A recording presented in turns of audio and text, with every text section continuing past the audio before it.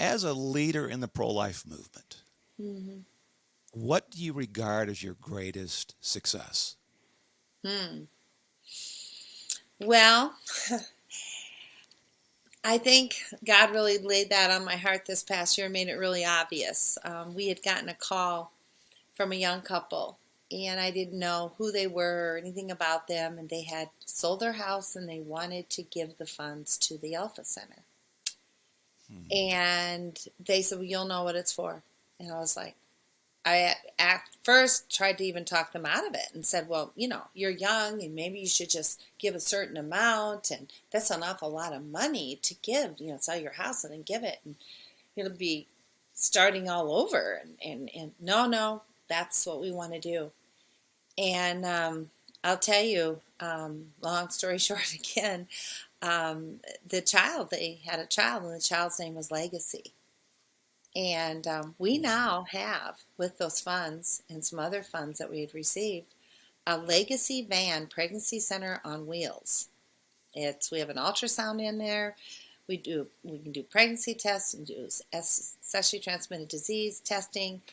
We can go anywhere and everywhere in South Dakota. We get a call because abortion has been the two pills. We can go out to progesterone, and we can help these women.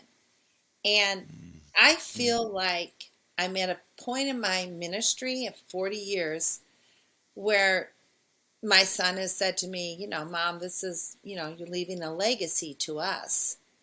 But, let's talk about succession plan. Let's talk about, and I'm sure you know what that's all about, just being Bill Bright's son. And I've thought, how do I want to leave it? It's not a family thing. It's really, I mean, I'm glad when they want to be involved and help, but really it's something that I want to leave for the state, that it's our responsibility to go out, that we get that call and go to the women. Don't always make them come to us. If the churches aren't able to do it for whatever reason, they can still call us and we can come to where they're Wow. at. And I think that's where we have to get in this is we have to be willing to be the one. Be the one, take the call. And you don't even know, just during this time, Brad, you said something when you talked about things are changing, if we could show more love. And it just hit me. It like a light was going off in my head saying, okay, I know the answer to the call I was on earlier today.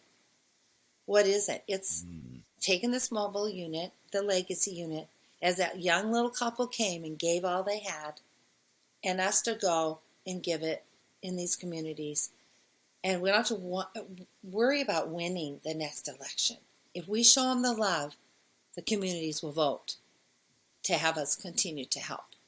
I think that's the Wow. answer. I think Thank it you. is. I haven't heard my dad say in my, Campus Crusade for Christ, 27,000 full-time staff, Mm. 200,000 trained volunteers globally. Wow.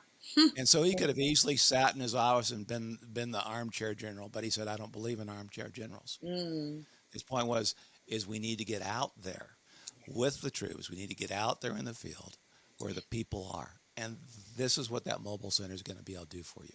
You're going to where the people are. You're not waiting for them to come to you. You're going where they are. And that is powerful.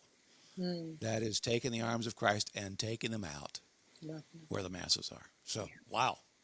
That's phenomenal.